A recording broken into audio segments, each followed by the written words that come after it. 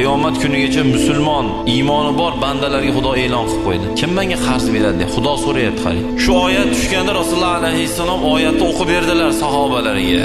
Dahdah degan bir sahoba bo'lgan ekanlar. Ey Rasululloh, Xudo bizdan qarz so'rayapti, ha qarz so'rayapti. Ey Rasululloh, qo'lingizni bering dedi. Mana bir bog'im bor. Siz guvoh bo'ling, men Xudoga shuni berdim dedilar. Eng katta bizneslarni qiladigan 600 tupi bor xurmozor ekan. Musa alayhissalomga Xudo men kasal bo'ldim, ko'rgani bormading, qornim ochdi, ovqat bermading, yalang'och qoldim, kiyim bermading deganda Musa alayhissalom aytgan ekanlar: "Ey Xudo, sen yemasang, ichmasang, kiymasang, qara qilib men seni kasal ko'rgani boraman" deganda Xudo aytgan ekan: "Kasalni ko'rgani borsak, qorni ochga ovqat bersak, eng Xudo rozi bo'ladigan ish" degan.